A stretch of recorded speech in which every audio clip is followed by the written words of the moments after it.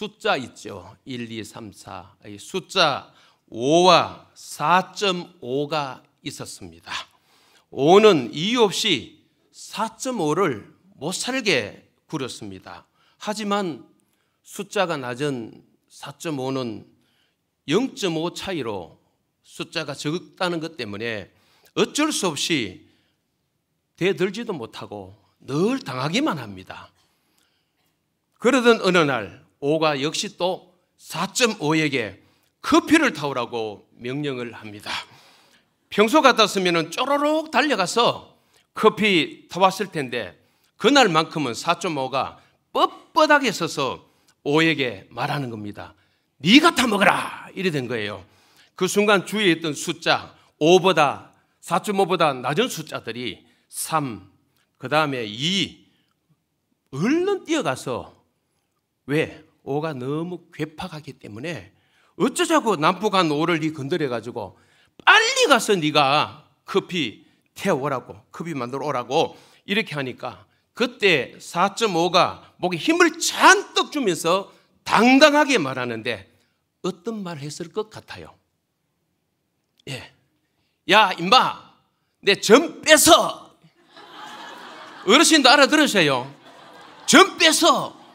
점 빼면은 4.5에 점 빼면 얼마가 돼요? 45가 되는 거야. 나 임마 점 뺏어. 야, 제가 이 유머지만은 이거를 읽고 이 오래된 이야기입니다. 아마 제가 이 십수년 전에 우리 교회 한 섰는데 그때 들으신 분 기억나시는지 그때의 원고에 있는 내용이었습니다. 근데 이 이야기를 만들어낸 사람 이야기가 밑에 뭐 해설을 해놨겠죠. 그렇다. 인생 한 끗 차이. 잘났으면 얼마나 잘났고 못났으면 얼마나 못났겠느냐. 높으면 얼마나 높고 돈 많으면 얼마나 많으냐. 하루 3끼 먹고 이야기 들으시기 바랍니다. 똥 한 번 누긴 마찬가지다. 일어났어요. 이 이야기를 지어낸 사람이 글을 써놨어요. 권성수 목사님이 이 야고보서입니다. 오늘 이 본문의 2장 1절부터 13절에 나온 내용을 주석을 하면서 강의 책이 있어요. 이분이 야고보서. 거기에 보면은 개미 발목제기라고 해놨어요. 개미 발목 상상해 가십니까? 우리는 도토리 키재기는 많이 들어봤는데 개미 발목이 있나? 여러분 상상이 되세요? 개미끼리 발목 째는 거야. 네 굴라 내가 굴라. 야, 우리 동신교회 목사님 이제 원로 목사님이시고 은퇴하셨지만은 어떻게 이런 표현을 썼을까? 뭐 우리는 도토리 기재기만 하나 꽂혀가지고 그것만 주구장창 고만고만한 사람을 모아놨을 때 야, 도토리 기재기가 그럴 것 없다 그러는데 개미 발목재기인 거예요. 여러분 우리가 오늘 개미 발목재기식으로 이 안에 공동체뿐 아니라 사회 속에서 참 살아가면서 서로 다툼 내지 차별할 때가 참 많은 것 같습니다. 오늘 이 본문은 당시 회당입니다. 이스라엘 공동체가 예배부터 해서 모이는 그 장소, 회당이나 사회, 그 세상에서 일상에서 일어나는 그 차별을 말씀한 내용이에요. 1절 하반절을 눈으로 보십시오. 사람을 차별하여 대하지 말라 그랬죠.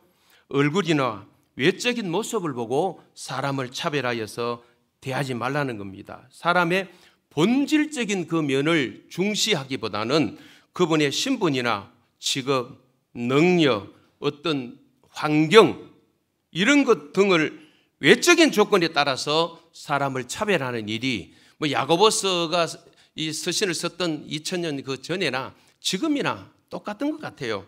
세상은 돈의 유무 내지는 돈의 많고 적음에 따라서 대우 차이가 있지 않습니까? 차별이 있습니다. 재산에 따라, 차에 따라, 어떤 집에 사느냐에 따라서, 그리고 직업에 따라서, 또 지식에 따르는 유무도 있겠죠, 그죠? 따라서 외모에 따라서 사람이 달리하는 거예요. 제가 이 설교를 준비하면서 우리 주차장에 안내하시는 집사님들이 당연히 그렇게 하지 않으시겠지만은 주차장에 안내하실 때에 차종에 따라서 여기 되세요, 저기 되세요. 세상의 식당은 약간 그런 경우가 없지 않아 있는 것 같더라고요. 좀 소형차 차고 들어가면은 대수롭지 않게 더 친절하게 덜 맞이하고 외제나 좋은 차 타고 들어오면은 또 다른, 교회는 적어도 그래서는 안 되겠죠. 그러니 우리에게 없는 줄 압니다만, 그렇죠? 어떤 차종을 몰고 어떤 연세 드신 분이 오든 젊은 사람이 오시든 들어올 때에 순서대로 그대로 안내하잖아, 그죠? 근데 이 야고보가 이 서신을 쓸 그 당시에 유대 사회에는 두 군데에서 그러지를 못했어요. 회당에서 그러지 못했고, 이 본문을 보니까 세상에서도 그러지를 못해서 차별하는 일이 일어났다는 것이죠. 우리 1절에 먼저 2절 3절에 보시면은 회당에서 행해지는 차별이 나오는데 2절 한번 읽어보실까요? 2절 시작. 만일 너희 회당에 금가락지를 끼고 아름다운 옷을 입은 사람이 들어오고 또 남루한 옷을 입은 가난한 사람이 들어올 때에, 그랬죠. 여기 회당, 유대인들이 예배 처소로 모이는 그런 장소지요. 금가락지를 끼고 아름다운 옷을 입은 사람, 당시 권세 있는 공무원이거나 유력한 인사들, 부자들이죠. 남루한 옷을 입은 사람, 당연히 가난한 사람입니다. 겉으로 보기도 초라해 보이는 보잘것없는 사람, 이런 사람이 들어오는데 3절의 예우를 어떻게 합니까? 3절 한번 읽어보실까요? 시작. 너희가 아름다운 옷을 입은 자를 눈여겨보고 말하되 여기 좋은 자리에 앉으소서 하고 또 가난한 자에게 말하되 너는 거기 서 있든지 내 발등상 아래에 앉으라 하면, 그랬죠. 이런 일이 벌어진 거예요. 두 사람이 회당에 들어올 때에 환경적인 유무, 환경적인 좋고 나쁨에 따라서 차별하는 거예요. 이런 차별이 지금 야고보가 이 서신을 쓸 때 흩어진 이 무리들 속에, 유대인 공동체 속에, 그것도 어디 있어요? 회당에서, 오늘 말하면 교회일 수도 있겠죠. 예, 이런 공간에서 그런 일이 벌어진 거예요. 그래서 정말 우리 교회 안에서 없어야 될 것이 뭘까요? 이 차별입니다. 흔히 편애라 그러죠. 누구는 사랑하고 누구는 사랑하지 않는. 그래서 저도 이 우리 교회 32년 목회 속에 정말 돌다리도 두들기며 갔던 게 뭡니까? 목사가 편애한다 소리 안 듣게끔 정말 제가 조심했던 부분이, 여러분이 더 잘 아실 거예요. 정말 편애한다는 소리를 안 들었으면 좋겠다. 누구 편이고 목사 척근이고, 이 척근 목회라 그러거든요. 이거 있을 수 없는데, 저도 이 부분에 모범을 좀 보였다면 보였지만 우리 장로님들을 지금도 뭐 우리 은퇴하신 분하고 하면은 지금 4분이지만은 각자 자기 사람이 없잖아요. 보통 교회가 이래 오래된 교회 일이 되다 보면은 장로님 곁에, 그 장로님 곁에 사람이 막 있어가지고 하나의 소그룹이, 사랑방도 아니고 이런 모임이 되어서 세력화가 되는 경우가 있는데, 우리는요, 심장로님 사람이 있습니까? 박원규 장로님 사람이 있습니까? 조성열 장로님이 사람이 있습니까? 이창호 장로님이 사람이 있습니까? 여러분 그때 한번 살펴보십시오. 이분들이 특별히 관리하고 자기 모여 그룹을 지어가지고 식사도 만들고 막 이거 하시는 거 보셨습니까? 저는 눈 뜨고도 못 봤어요. 눈 뜨고 그런 없어요. 그렇죠? 그래서 우리 교회가 이런 부분에 있어서는 다른 교회 타의 추종을 불허한다는 말은 못 쓰겠지만은 조금은 이렇게 앞장서가는 교회다, 이런 부분이 있어서는. 그래서 우리 교회는 이 대목을 논할 때 제가 차별이라는 이 단어 앞에 크게 모르겠어요. 그래도 소외를 느끼고 아픔을 느낀 분이 계실지도 모르겠습니다. 새로 오신 분들이나 뭐 오래된 분들이 여기 뭐 박힌 도리가 이런 느낌을 받을 수도 있겠죠. 왜? 완벽한 공동체는 아니기 때문에 그렇습니다. 교회가, 그죠? 그런 대목을 이해하시면 좋겠습니다. 그리고 이 회당에만 이런 일이 있는 게 아니고 그 다음에 6절을 한번 읽어보시면, 6절 한번 읽어보실까요? 시작. 너희는 도리어 가난한 자를 업신여겼도다. 부자는 너희를 억압하며 법정으로 끌고 가지 아니하느냐. 여기 보시면 회당에만 있는 게 아니에요. 이 부자가 가난한 자를 업신여겼다, 모욕을 준다는 말이고 무리하게 한다는 거도, 대하는 거거든요. 가난한 자들 업신여기는 차별이 있는데, 부자는 어떻게 또 합니까? 가난한 자를, 약한 자를 억압하고 법정으로 끌고 갔다. 억압하는 권력을 잡은 자들이 무자비하게 수탈하는 그런 행위예요. 이런 일들이 벌어진 거예요. 부자들이 가난한 자들에 대해서 어떤 세속적인 압박, 압제를 가하는 것이죠. 그리고 강제로 법정으로 끌고 가는 이런 일들이 일어난 거예요. 그런데 이 믿음의 사람들이라면 그 이름이 얼마나 아름다운지 7절 한번 읽어보실까요? 이들이 어떤 자들이? 시작. 그들은 너희에게 대하여 일컫는 바 그 아름다운 이름을 비방하지 아니하느냐. 그렇죠. 그 아름다운 이름, 예수 그리스도 이름을 비방했다. 신성 모독하는 행위들이다. 이런 짓들은 이렇게 알려주는 거예요. 자, 그렇다면은 이 본문 속에뿐 아니라 또 찾아보겠는데 왜 우리는 그러면은 차별해서는 안 되는지, 사람을 차별하여 대해서는 안 되는지 몇 가지 좀 나누겠습니다. 첫째, 주 예수 그리스도에 대한 뭘 가졌어요? 우리가 믿음을 가졌다. 1절 상반절 쭉 나오죠. 제가 읽어보겠습니다. 화면 열어보시고요. 내 형제들아, 영광의 주 곧 우리 주 예수 그리스도에 대한 뭘 가졌습니까? 너희가 믿음을 가졌으니, 그 다음에 차별하지 말라가 나오거든요. 믿음을 가졌다. 주 예수 그리스도의 믿음, 믿는 자이기 때문이다. 그래서 야고보서 2장에서 말하는 참 믿음이 있어요. 2장에서 오늘 본문의 1절부터 13절까지는 외모로 취함이 없는 믿음이 참 믿음이다. 다시 말씀드립니다.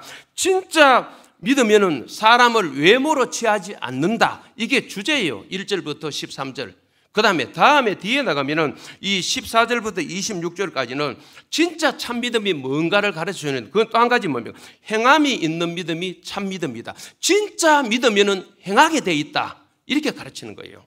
이게 이 2장에서 말한 참 믿음인데, 여러분 예수님에 대한 믿음이 있다면은 그 믿음에 걸맞는 삶을 살아야 된다. 오전에 우리 말씀을 들었잖아요. 성령 역사 속에 임하면, 또 성령 받고 세례, 성령 충만하면은 성도다워진다. 성도다운 삶이 뭘까요? 뭐 새벽 기도하고 예배 잘 드리고 헌금하고, 그것도 성도다운 일면일 수 있습니다만, 그러나 한번 따라해보시죠. 신앙은 일상이다. 근래 들었던 교회 이름 가운데 조인식 목사님을 통해 이름을 들었습니다만, 시지에 일상의 교회, 저는 교회 마음 너무 와닿더라고요. 이게요. 일상의 교회. 신앙생활은 뭐다고요? 교회당 안에서만 하는 게 아닙니다. 회당, 유대인들 말하면 회당에서도 해야 되지만 세상 사회 속에 나가서 우리의 믿음의 본을 보여야 되는데, 진짜 네가 예수 믿는 사람이라면은 어떤 삶 속에서 그 인격이 드러날까? 그 예수 그리스도의 고귀한 아름다운 인격이 예수를 닮아가는 게 믿는 게 아니겠습니까? 사실은 가장 먼저 믿는다는 것은, 신앙이라는 것은 주인 바꾸는 겁니다. 한번 따라해보시죠. 신앙은 주인 바꾸기다. 내가 주인이 아닙니다. 그래서 신앙생활은 제가 또 관계라고 따라합시다 많이 했잖아요. 신앙생활은 관계인데, 하나님 관계, 사람과 관계. 이 신앙과 신앙생활 속에서 주인이 바뀌어서 그분의 통치, 그분의 다스림 속에서 우리는 어떻게 해야 돼요? 그분을 닮아가는 거죠, 날마다. 그리고 그분의 뜻을 이루는 거죠. 우리가 이 땅에 살아간다는 것은, 예수 믿는 자로 이 땅에 살아간다는 것은 사실은 하나님을 드러내고 하나님 나라를 보여주는 거잖아요. 우리 일상이 그렇습니다. 일상이. 삶 자체가 나를 드러내고 나를 증거하고 나의 잘남, 나의 탁월함, 세상 사람처럼 그런 겉멋에 살아가는 자들이 아니고, 어떻게 하든지 눈에 보이지 않는 하나님 예수님을 내가 삶 속에서 보여줄까? 또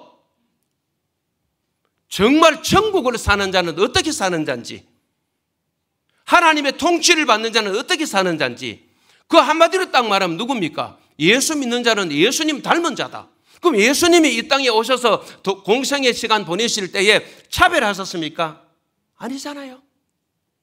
제자들은 도저히 품을 수 없는 사람, 더더욱은 바리새인 서기관들 더더욱 품을 수 없는 사람들, 세리 죄인들 편에 서서 그들을 다 품고 가시잖아요.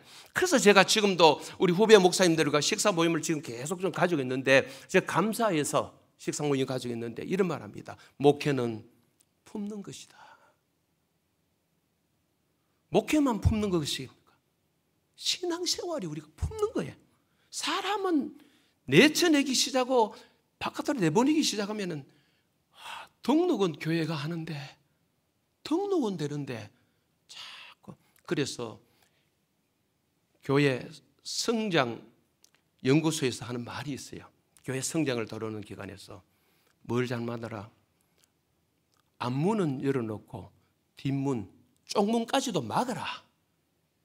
돌아가지고 앞 나가게 되는데, 들어오는 것만 자꾸 들어오는데 뒤에 문단속이 없으면 빠져나가는 거예요. 옛날에 안타깝게도 옛날 어르신들 80, 90대, 100세 되신 분들 지금 많이 돌아가셨겠죠. 몇 남매 낳았습니까 하면은 몇 남매 낳았어요. 홍역 때문에 죽고 낳기는 10남매 낳았는데 6명 살아있어요. 그게 우리 윗대 할아버지 할머니 때 시대예요. 우리 아버지 때보다는 더 윗대에. 낳기는 많이 낳는데 돌아가시. 교회가 우리가 잘못해서, 우리가 예수님 모습을 먼저 믿는 자들이 보여주지 않았어. 뒷문이 너무 넓어지면은 교회는 어려운 거죠. 이거는 교회 성장을 위해서 그렇게 하자가 아니고요, 성장과 무관하게 한 사람 한 사람은 그리스도의 예수의 사람들이라면은, 그리스도의 제자들이라면은 당연히 뭡니까? 우리 생활 전 영역 속에서 그 어떤 사람 앞에서도 우리는, 나도 차별 대우받는 거 싫어하지만은 상대에게도 차별하는 걸 하면 안 되는 거죠. 죄를 지어서 그 죄의 정당한 대가를 자기가 지불받는 거는 괜찮잖아요. 그런데 억울한 누명과 안타까움들이 우리 사회 법정에서도 많이 일어나지 않습니까? 아직도 이 공정한 사회라 그러지만은 여전히 공평한 사회 구호를 외치지만은 한쪽 구석에서는 억울하게 가슴 아파하는 사람들이 많은 거죠. 그게 바로 뭡니까? 세상 법정이라는 곳에서도 일어나고 있는데, 이 야고보 이 시대에도 여전히 이런 일이 회당에뿐 아니라 있었다는 것이죠. 우리 사회를 놓고 이런 부분에 대해서도 기도가 필요한 것 같습니다. 정말 뭡니까? 우리 그리스도의, 예수 그리스도를 믿음으로 가졌다면, 또 그분을 믿는다면 주인 바꿔서 그분 닮은 자라서 당연히 차별은 일어나서는 안 된다는 것이죠. 두 번째 나누겠습니다. 두 번째, 죄를 짓는 것이기 때문이다. 우리 9절을 답이 나와 있습니다. 9절 한번 읽어보시게요. 시작. 만일 너희가 사람을 차별하여 대하면 죄를 짓는 것이니 율법이 너희를 범법자로 정죄하리라.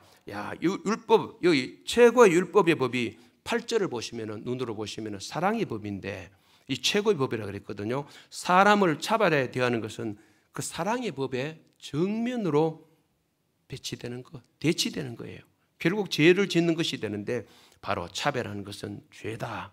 그 9절에 명시해놨죠. 사람을 차별하여 대하면 죄를 짓는 것이니 율법의 범법자는, 율법에는 뭐 하라 그랬습니까? 서로 뭐 알아야 돼요? 님은 같이 뭐예요? 사랑하라겠죠. 똑같이 돼. 그러니까 보시죠. 10절을 한번 읽어보실까요? 시작. 누구든지 온 율법을 지키고 그 하나를 범하면 모두 범한 자가 되나니, 다른 율법 다 지켜도 사람을 차별하여 대했다면 다른 죄도 범한 것, 다른 법도 어긴 거다. 그 표현을 지금 하고 있는 거예요. 이것도 굉장히 중요하다는 거예요. 11절 한번 읽어보실까요? 시작. 간음하지 말라 하시니가 또한 살인하지 말라 하셨은저 내가 비록 간음하지 아니하여도 살인하면 율법을 범한 자가 되느니라. 11절은 10절에 원론적인 그런 언급이 되겠습니다. 자, 세 번째로 넘어갑니다. 한번 따라해 보실까? 악한 생각이기 때문이다. 우리 차별하는 건 악한 생각입니다. 오늘 우리 4절의 설명을 잘 해놔서 4절 한번 읽어보실까요? 시작.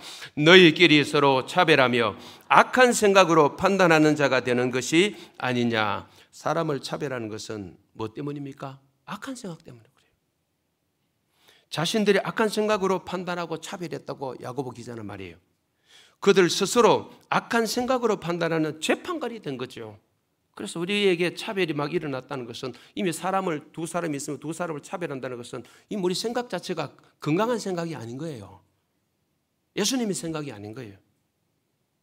그렇죠? 동일하게 대할 수 없다면 이미 우리 마음에 악한 마음이 있는 거예요. 거기서 저울질하는 거예요. 그렇죠? 자, 넘어갑니다. 네 번째, 하나님은 가난한 자를 택하시기 때문이다. 5절에 시작. 내 사랑하는 형제들아 들을지어다. 하나님이 세상에서 가난한 자를 택하사 믿음에 부유하게 하시고 또 자기를 사랑하는 자들에게 약속하신 나라를 상속으로 받게 하지 아니하셨느냐. 하나님께서는 가난한 자를 택하셨어요. 그런데 오해는 없으시기 바랍니다. 구약에, 신약에 부자들도 많이 선택하셨어요. 뭐 아브라함 같은, 요압 같은, 다윗 같은, 솔로몬 같은 사람도 있고, 신약에 뭐 우리 유명한 사람 있죠. 아리마다 요셉, 또 마태, 레위지요. 그리고 루디아 뭐 많습니다. 그죠? 그러나 우리 부자들도 얼마든지 하나님 선택받을 수 있죠. 그런데 하나님 주로 가난한 자를 선택하신 경우가 많다고 말하죠. 왜 그랬을까요? 오늘 5절처럼 믿음에 부유하게 하시고 또 자기를 사랑하는 자들에게, 여기 자기는 하나님입니다.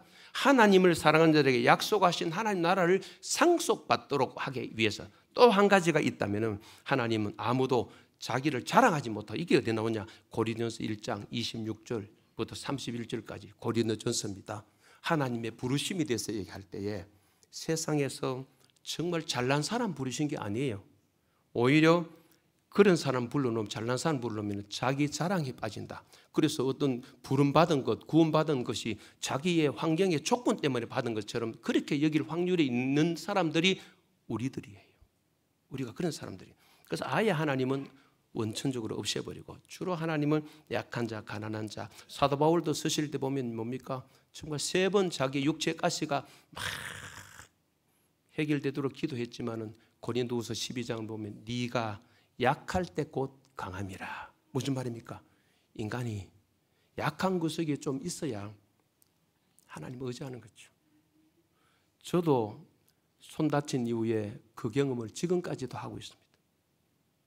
저에게는 큰 육체적인 핸디캡이지만은 이것 때문에 더 건강한 목사보다 나는 하나님을 더 사랑하고 싶습니다. 하나님 더 필요합니다. 이거는 몸이 불편해 보신 분들은 다 알 거예요. 내가 육신적으로 너무 강건하고 건강하고 뭐든지 썩썩 다 할 수 있고 막 슈퍼맨처럼 만능 멀티플레이어라 그러잖아요. 뭐 다 하는 사람들은 어떻게 해요? 자기야 뭐 의지 안 해도 내가 다 할 수 있으니까. 그러나 우리 신체적인 약한 구석에 좀 있는 사람들은요, 하루하루가 살아가는 것이 은혜로 살아가고자 하는 마음이 더 간절하거든요. 아무래도 저도 그렇죠. 건강한 목사, 신체 건장한 목사, 장애가 안 입은 목사보다는 하나님, 나는 하나님의 사랑, 은혜가 더 필요합니다. 이게 더 예절했어요. 지금도 예절합니다. 하나님 없이 못 삽니다. 한순간도. 그렇죠? 그런 마음이 있는 거예요. 그래서 하나님은 어떻게 보면은 신체 건장한 사람도 부르시지만 저같이 이렇게 가정적으로 벌퍼먹고 당대 신앙인 가진 이런 인간도 부르셔서 이 경산단에 또 개척도 하게 하시고 또 교회다운 교회라 그러면은 이 성광교회 하나님 보실 때 어떤지 몰라도 이렇게 그제 하나님이 세워주신 거예요. 그죠? 주의 은혜인 줄 믿습니다. 여러분, 주님 은혜 많이 사모하시기 바랍니다. 성령 충만 오늘 오전 설교 들으셨죠? 구하고 소망해야 됩니다. 은혜를 바라야 됩니다. 그 소망, 그죠? 자, 5번째, 우리 하나님은 외모로 사람을 취하지 않으시기 때문이다. 본문에는 안 나오지만 성경 여러 군데 나와요. 자, 로마서 2장 11절 한번 읽어보시고 화면 보시고 시작. 하나님께서 외모로 사람을 취하지 아니하심이라. 에베소 6장 9절 시작. 그에게는 사람을 외모로 취하는 일이 없는 줄 너희가 알미라. 그에게는 하나님입니다. 자, 베드로전서 1장 17절 시작. 외모로 보시지 않고 각 사람의 행위대로 심판하시는 일을 너희가 아버지라 부르신즉. 철저히 외모로, 다윗 의의 형들을 외모는 얼마나 탁월했습니까? 그런데 사무엘상 16장에 유명한 성경 구절이 있죠. 사람은 뭐를 보나? 외모를 보나. 하나님은 뭐 보래요? 중심을 보십니다. 이게 다른 거죠. 그래서 우리는 하나님 닮았다면 우리도 사람의 중심을 볼 줄 알아야 되고, 하나님 앞에 이 한 사람이 얼마나 소중한가를 보셔야 되거든요. 우리는 세상적 가치관을 가지고 외모로 한번 쭉 훑어보고, 이 사람 곁에 내가 붙어봐야 얻을 게 없네. 아닙니다. 내가 주려고 해야 되죠. 제가 지금 좀 보온의 시간이라 해서 좀 우리 들어 식사 대접을 일주일에 한 몇 팀씩 하거든요. 이번 주도 3팀 했습니다. 3팀 쭉. 우리 교인들도 재수가 좀 있고 너무 고마운 분들 다 우리 교인들 다 챙길 수는 없지만은 그러나 일선에서 지하부터 해서 막 일해 주신 분들 너무 고맙고 앞으로도 숙제까지는 아니라도 좀 하고 싶어요. 내가 좀 이렇게 표현하고 이 나이에 대해서 이제 나이 들면은 입은 이렇게 뭐 하고요? 닫고 뭐는 풀어라? 주머니 푸는 게 아니고 카드를 내놔야 되겠죠. 이제 어제 우리 제가 조금 몸이 감기가 있어서 병원에 가는데 유리를 만났는데 웬만하면 돈을 내가 좀 만 원씩 조인식 모서 10만 원씩은 아니라도 낀가 다니는데 현금을 카드만 달랑 들고 옆에 이비인후과 걸어간다고 갔는데, 새로 이름 바뀐 이비인후과예요. 걸어가는데 유리하고 이 몇 명이 오는데, 유리가 뻗떡 인사하는, 유리가 누군지 아세요? 조인식 목사 둘째 아들인데, 아이고 주머니 하나도 없는 거라 이게. 이때 이거 이제 길에서 만나면 이거 10,000원, 20,000원 줘야 되는 30,000원 주든지, 카드만 달랑 했으니까 유라 네 카드 처리할래, 이건 안 되잖아요, 그죠? 그죠? 그 뒤에 제가 이제 아들 보고 통닭이라는 시기 줘야 되겠다, 뭐 이런 정도, 그죠? 자꾸 이렇게 이거는 좀 많이 닫고 이제 이거 해. 그 시간을 이래 보내면서 이제 사실은 너무너무 감사해서, 그죠? 너무 감사해서 이렇게 시간을 좀 보내면서 이렇게 교제를 합니다만은, 사실은 하나님 은혜가 첫째는 가장 크고, 또 하나님께서 이 붙여주시고 이 지역 안에 후배 목사님들이나 선배 목사님들이나 또 우리 교우들, 진짜 얼마나 이 감사한지 몰라요. 그래서 하나님 앞에 이래 생각하면은 이 나이에 되어서 또 여기까지 오게 된 것도, 또 같이 만난 사람들도 이 소중하지 않는 사람이 아무도 없는 거예요. 그냥 그들을 내가 뭐 외모로 취하고 아니에요.